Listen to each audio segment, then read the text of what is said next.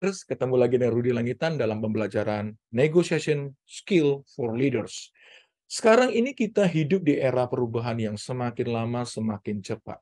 Dan tentunya untuk dapat sukses sebagai seorang leaders, kita harus mampu dan piawai untuk membangun sebuah kolaborasi atau kerjasama dengan berbagai pihak yang berhubungan dengan kita. Baik pihak internal di dalam organisasi maupun dengan mitra atau customer kita di luar organisasi. Kesuksesan membangun kolaborasi akan menentukan kesuksesan kita secara pribadi dan organisasi atau tempat di mana kita bekerja. So, kalau begitu, kesimpulannya bahwa kolaborasi sangatlah diperlukan dalam sebuah organisasi.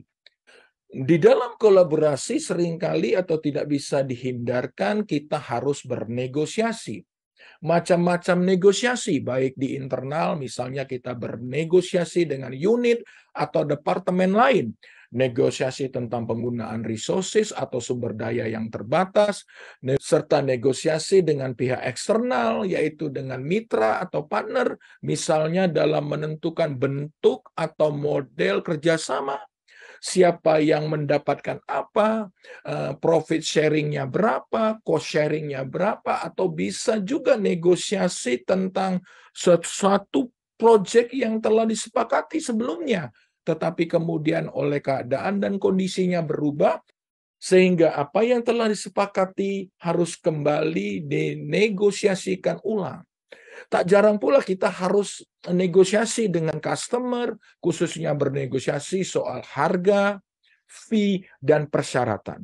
Wow, banyak sekali negosiasi atau aktivitas negosiasi, dan tentunya negosiasi menjadi keseharian kita di kantor. Dalam negosiasi seringkali terjadi adalah win-lose negosiasi. Masing-masing pihak datang dengan usulan hanya untuk memenuhi kepentingan mereka. Ketika bernegosiasi, masing-masing pihak berjuang agar usulannya bisa diterima oleh pihak yang lain. Dan pada akhirnya negosiasi ada yang menang, yaitu yang usulannya diterima pihak lain, dan ada yang kalah, yaitu pihak yang terpaksa menerima usulan pihak yang lainnya. Yang menang akan merayakan kemenangannya, sementara itu pihak yang kalah akan kecewa. Kekecewaan atau hasil yang win-lose ini bisa menjadi ganjalan dalam hubungan kerjasama kita selanjutnya. Betul nggak? Karena itu penting sekali bagi kita untuk mengupayakan pendekatan kesepakatan yang win-win.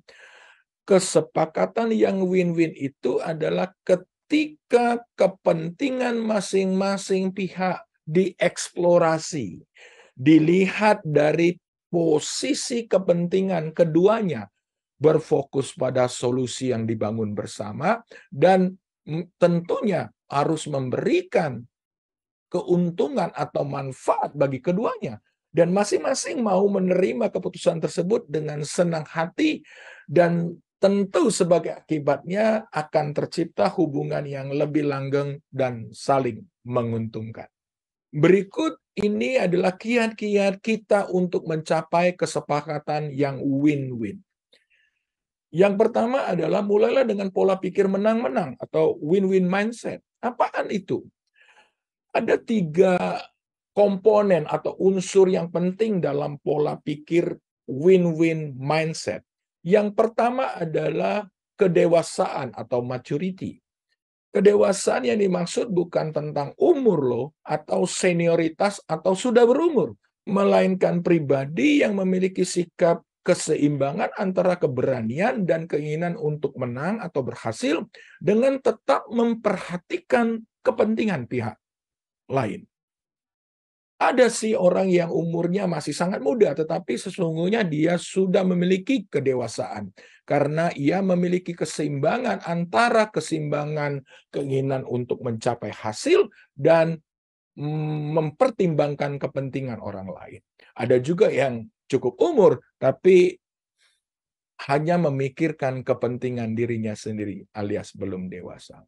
Unsur yang kedua adalah integriti atau integritas. Integriti adalah Bagaimana kita memiliki sikap untuk menghormati atau memegang janji atau ucapan yang kita ucapkan, atau memperlakukan pihak lain dengan standar yang sama dengan standar yang kita terapkan kepada diri kita sendiri.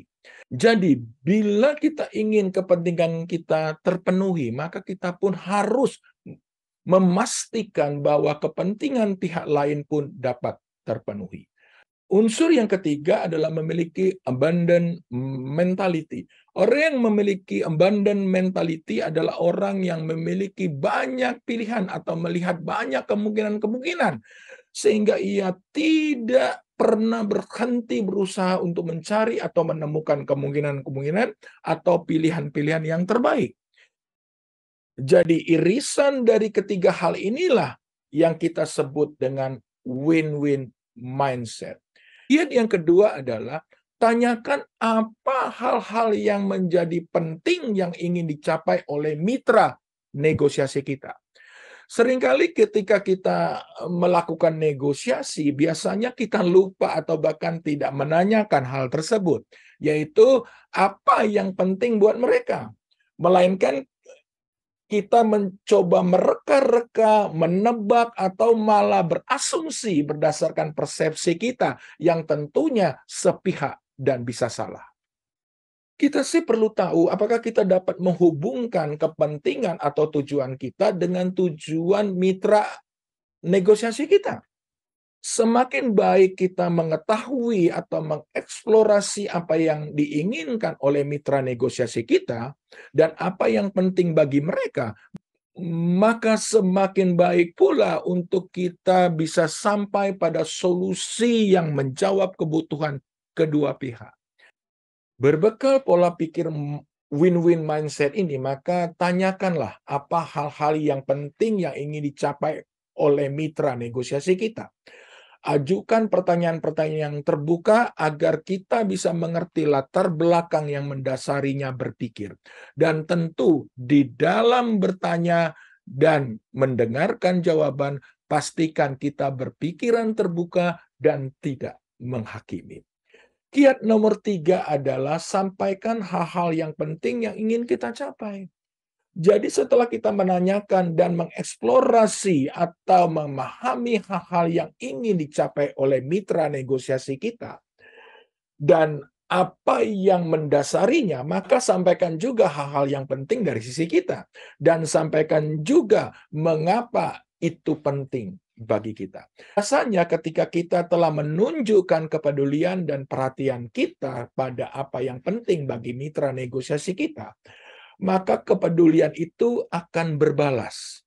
Dan hal ini juga bertujuan untuk menghindari terjadinya saling serang atau saling mencari kelemahan. Tetapi masing-masing pihak saling memperhatikan apa yang diinginkan oleh pihak lainnya. Kiat nomor 4 adalah bersama membuat alternatif-alternatif solusi. Setelah masing-masing telah memahami apa yang penting bagi mereka masing-masing dan mengapa itu begitu penting, maka kita dapat mengajak mitra negosiasi kita untuk duduk bersama-sama memikirkan alternatif-alternatif solusi yang bisa menjawab kedua kepentingan tersebut. Maka kalau sebelumnya kita masing-masing punya alternatif dan masing-masing berusaha untuk mempertahankannya, maka kali ini tidaklah demikian. Dengan memperhatikan dan mengetahui hal-hal yang penting bagi kedua pihak, maka keduanya mencari alternatif-alternatif solusi yang mengakomodasi hal-hal penting bagi keduanya. Dan dengan kita memiliki abundant mentality, kita percaya bahwa kita akan memiliki alternatif solusi yang jauh lebih banyak. Dan dapat dipastikan ada banyak alternatif solusi yang dihasilkan. So, jangan berhenti pada satu alternatif solusi saja ya. Yang kelima adalah bersama memilih alternatif terbaik yang bisa diterima oleh kedua pihak. Setelah kita memiliki beberapa alternatif solusi tadi, kini saatnya untuk kita bersama-sama mengerucutkan pada satu atau dua alternatif yang terbaik. yang bisa menjawab hal-hal penting bagi kedua pihak.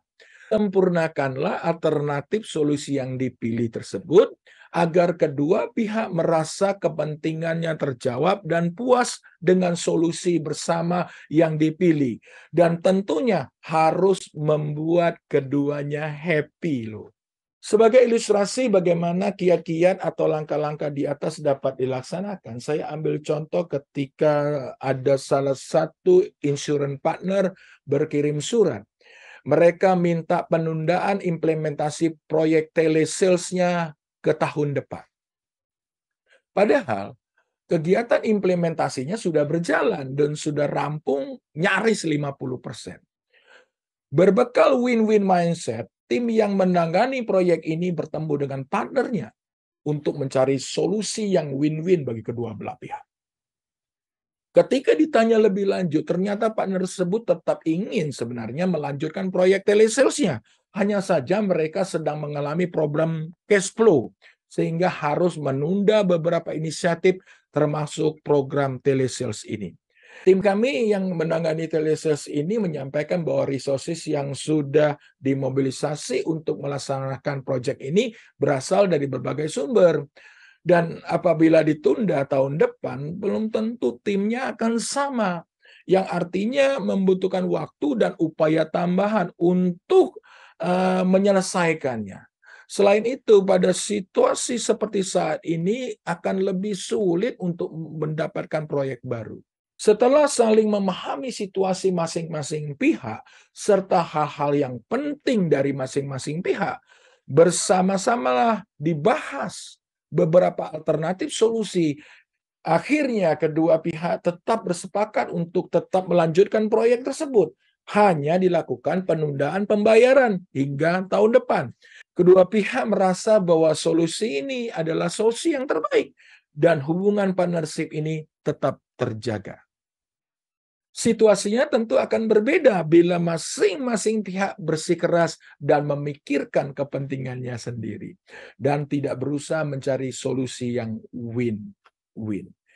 Demikianlah, semoga pembelajaran negosiasi ini memberikan kita inspirasi. Saya mau tutup dengan sebuah quote.